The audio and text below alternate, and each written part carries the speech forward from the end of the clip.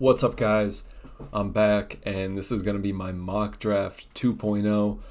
It's been a little over a week. I said I would do one every week, and I did it last Monday. It's Wednesday today, so I'm a little bit late, but I think Wednesday is probably going to be the new day that I do my mock drafts. And today I'm going to be doing the same kind of format every week. I'm going to do one ideal and one predictive, just because I'd like to get my thoughts out there, what I'd like to do, but I also like to prepare people for what may happen that they probably aren't expecting. So first I'm going to do my ideal, and then we'll go with my predictive one. A lot has happened since my last mock draft. We re-signed Williams and Noah Fant. So two positions that are less of a need right now. We signed tight end Pharaoh Brown. We signed Nick Harris, interior offensive lineman. We just re-signed Artie Burns. So there are a couple positions that have been filled a little bit. I don't want to say they've been filled. They've been filled a little bit. So that's good, because that kind of takes away from some of the places I would typically draft. So let's just hop right in here. This is going to be my 7-round ideal mock draft for us. Let's see what happens. Let's see what they give us. And this is the ideal right here. This is my ideal. And this is rough because we have Brock Bowers and Troy Fautanu on the board. It's rough having Fautanu on the board and passing on him. But Brock Bowers is a generational tight end. And if we can get Brock Bowers, I'm stoked. We have a tight end for the next 5 years, an elite tight end for the next 5 years. And I don't think Brock Bowers is somebody that you could pass on. Now, like every good GM, we're going to check out the trades, check out some other players on the board, but I'm 99% certain that Brock Bowers is going to be my pick here. So we got the Dolphins here, Texans, Bills, Ravens, Chiefs. Everyone wants to trade up because Bowers is here. Everyone wants to trade up because he's here. And my ideal pick at 16 is Brock Bowers.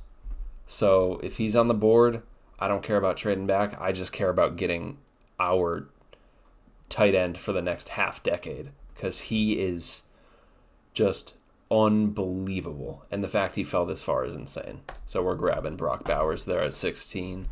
I don't think you could pass on him. You just can't pass on. Oh, Rams got Troy Fautanu. That one's rough. That one's rough for us. All right. We're here on the clock at pick 78. We're going to check out the trades. We got Packers at 88, Panthers 101, Jets 111, and Lions at 164. That one's not going to happen. All right, let's see who's on the board for us. We got Kinch. I like Kalen Bullock a bit better than Kinch. Not even a bit, a lot better than Kinch. So I would pick him. We got Cedric Van Pran is very enticing. I like Christian Mahogany, but he's more of a right guard, and we kind of got that. We kind of got that depth in signing Nick Harris. Let's see who else is on the board. Dominic Pooney, he's a good guard prospect. Cade Stover, but we already grabbed Brock Bowers, so we're not going to need him. So here we have a pick in a few spots later. So I might be looking to trade back, since we didn't trade back in the first. Trade back, get some extra capital here. We swap 78 and 88. We can get a 4th rounder, and I don't think we can get a future 4th. It looks like we might be able to. So we trade back 10 spots, get a 4th rounder and a 4th rounder in 2025, and I think that's really good value for us there. So we trade back, and then I'm still going to go grab my guy, Kalen Bullock. He's just... Although we should look at who's on the board here and see who is more likely to take Cedric Van Pran and who's more likely to take Kalen Bullock, because I want both of them at these 2 picks. So I'm looking, I think Colts, Steelers, Browns, and Texans could all be in a spot to take Kalen Bullock. And Cowboys, really. Cedric Van Pran, I think. Rams got Fatanu, but I think they could still take him. Dolphins aren't there, thankfully. And I think the Cowboys could take. I'm still gonna go with Kalen Bullock because I like him just as a prospect more than Cedric Van Pran. And Van Pran did not go off the board, so that worked out well for us. So we're gonna grab Van Pran here at pick 88 and get a really good interior offensive lineman.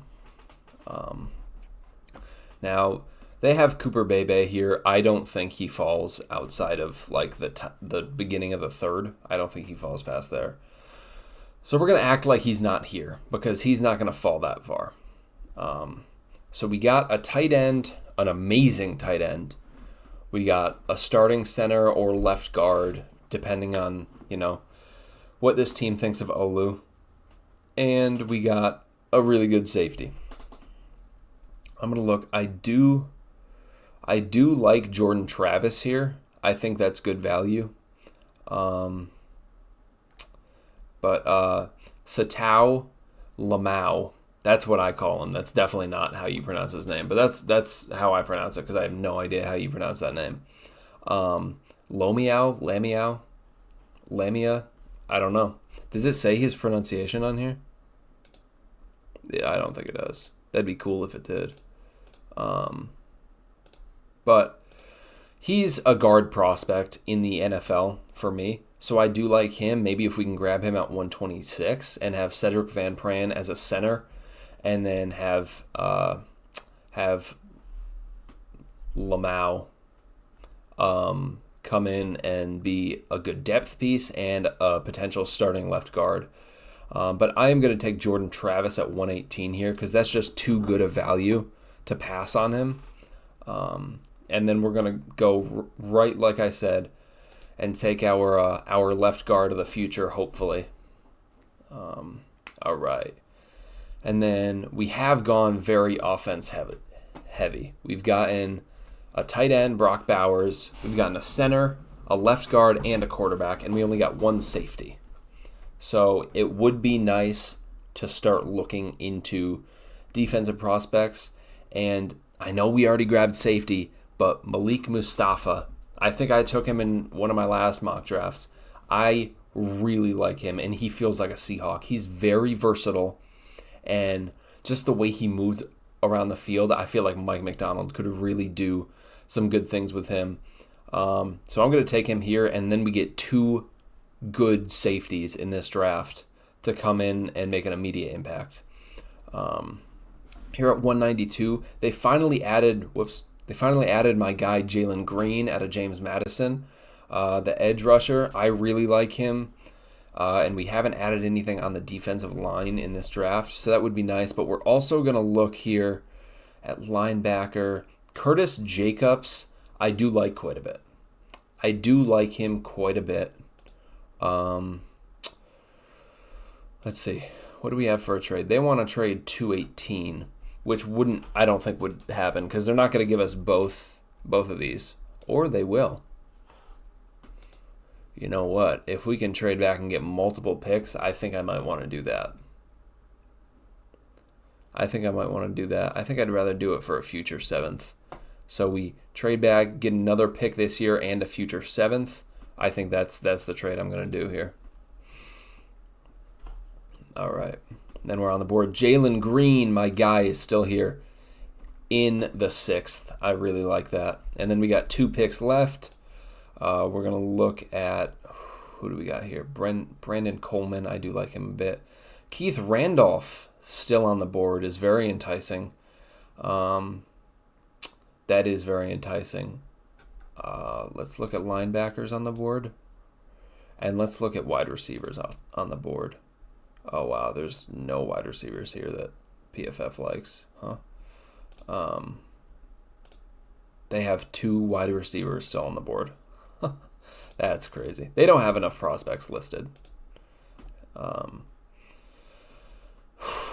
I think I think we have to go with Keith Randolph. I like him a lot late here, and he's just too good a value there. Now, with the linebackers on the board still, we have Curtis Jacobs and Edifon Ulufosho.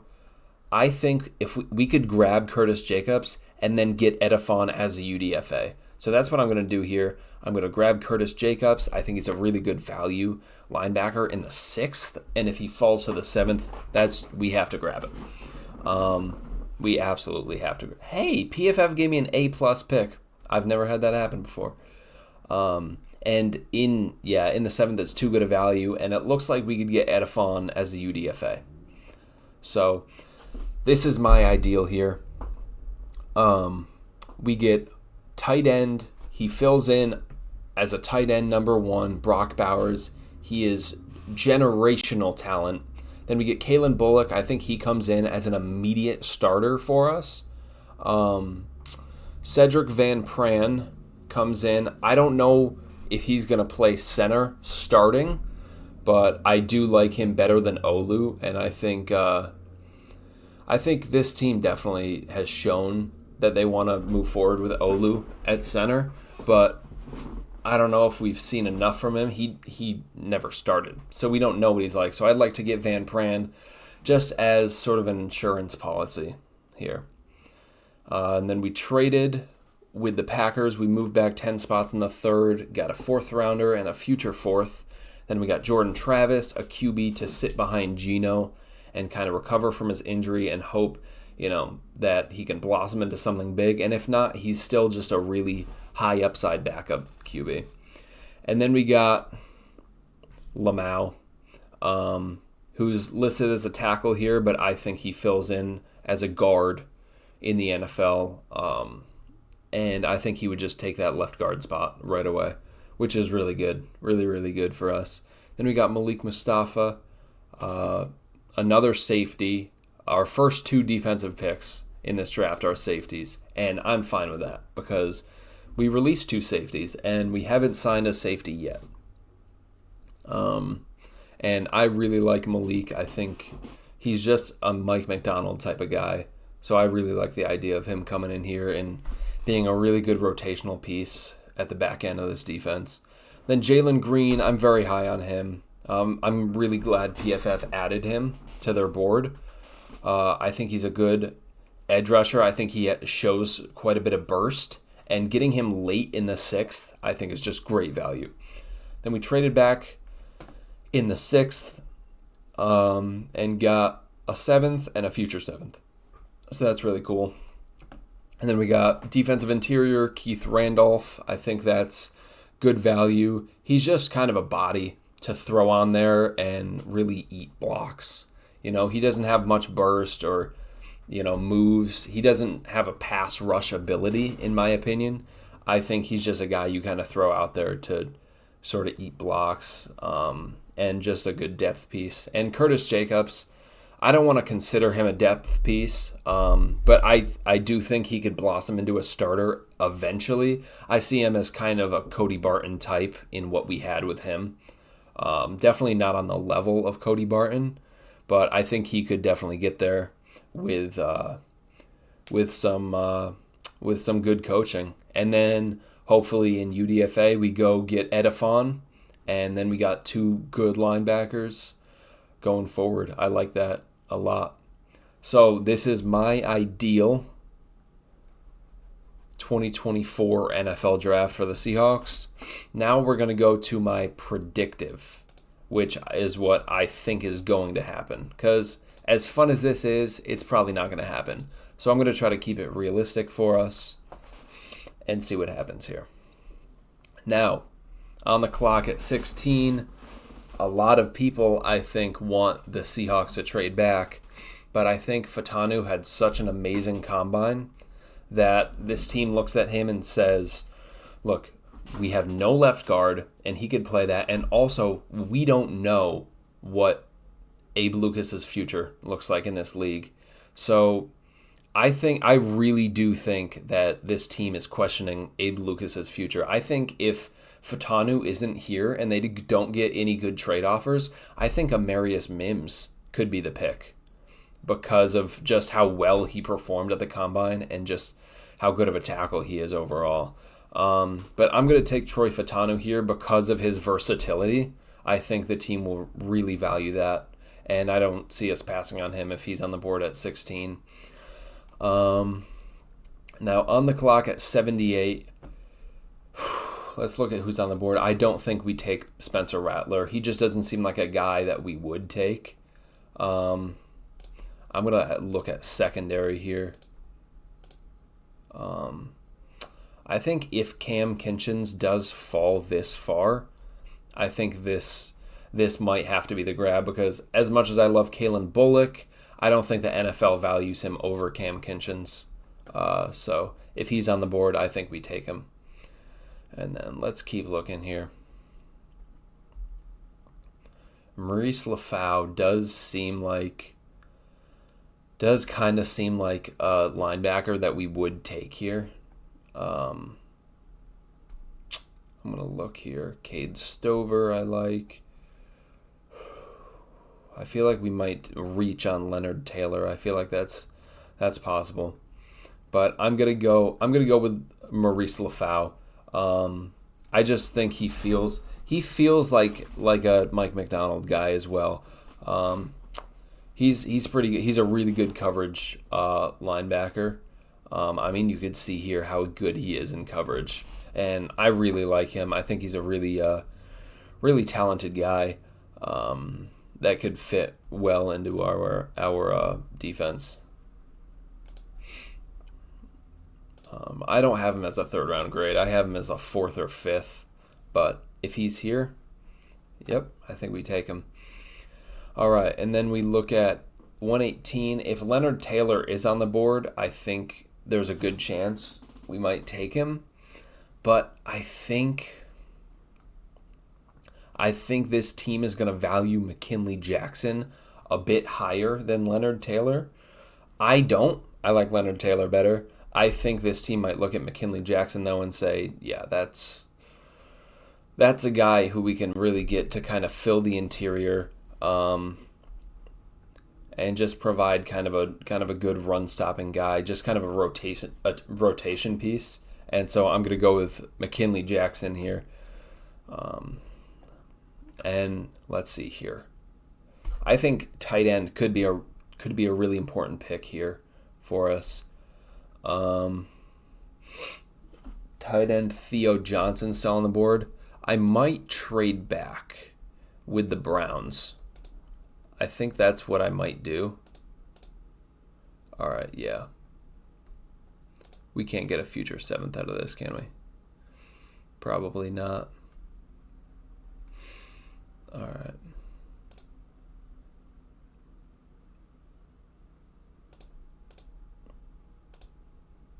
What if we swap that, get a little bit higher? No, I don't think we're going to do that. Let's just take the extra pick, because I think that's what we'll do. I think we'll want to get some more players. So we move back. Let's see what other trades we have on the board. Just with the Chiefs. Yeah, I don't like that. So we trade back, get a little extra capital, and we're still able to choose between Theo Johnson or Joe Milton. And this is a tough one. Joe Milton, I think, would be a good backup to Geno. I don't think he'll ever blossom into a starter, but I think he would be a good backup. But Theo Johnson, this is more what I would do as Joe Milton. But Theo Johnson is such a freak athlete that I don't think we would pass on him here in the 5th. I just don't think it would happen. All right, now in the 6th, we got Jalen Green here, but again, this isn't what I would do.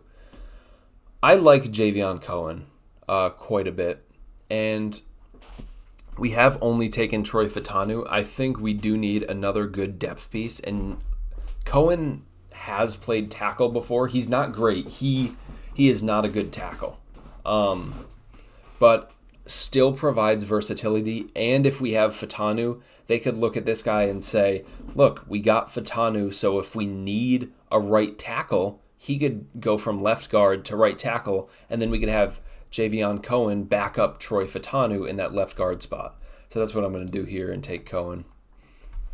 I do like him a bit. And in the 6th, it's great value, I think. PFF has him ranked a little a little too low. All right. Now we have 2 picks here. Don't forget that. I think it's possible we take an edge. I do think it's possible we take an edge. And Jalen Green on the board is just too good value. PFF has had him fall in 2 straight mocks for me now. All right. Now let's see what's left on the board. QB. I don't know if I like any guys here. Maybe Sam Hartman.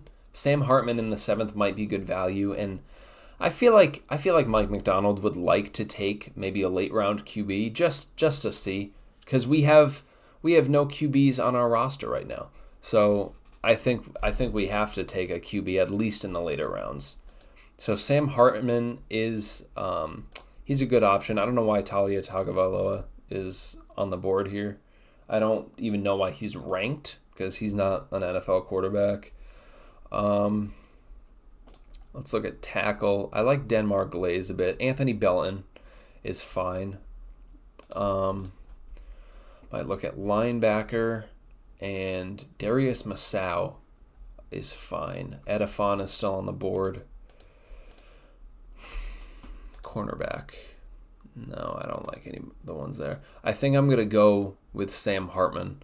I think is going to be my pick here. All right, and that is going to be our draft, our predictive draft. So we get Troy Fautanu to come in, play left guard immediately, and if Abe Lucas gets hurt, he just switches over to right guard, and that's what he does. And Cam Kinchins, just a good safety prospect. I don't like him better than Kalen Bullock, but I think the NFL does. So if he falls here, I think he's just really good value to get. Maurice Lafau, he's a good linebacker. He's a really good coverage linebacker. And I really like him fitting into this defense. I think he's kind of a Mike McDonald guy. So in the 3rd, I think that's where they'll go. McKinley Jackson, we don't necessarily need help on the defensive interior, but in the 4th, adding another guy can't hurt. And I think we'll value McKinley Jackson over Leonard Taylor. So he just kind of comes in here and just provides some help on the defense in a rotational standpoint. Theo Johnson, athletic freak, and then we got our tight end room figured out. We got Noah Fant, Pharaoh Brown, and now Theo Johnson, athletic freak. He's honestly more of a wide receiver than a tight end sometimes, but just because of how speedy and shifty he is, I really like him. Not as much as some other tight ends. Like, I like Dallin Holker better than Theo Johnson, but the NFL definitely doesn't agree with me on that. So I think Theo Johnson here is good value, and I don't think we'd pass on it. Then we did this traded back 4 spots and got a late 7th with the Browns, so that's a good deal for us. And we still got our guy, Theo Johnson, who we were originally going to take at 152. Then Javion Cohen, like I said, just a good depth piece, and if Troy Fautanu does have to switch to right tackle, he's just a good backup to come in here and help us out.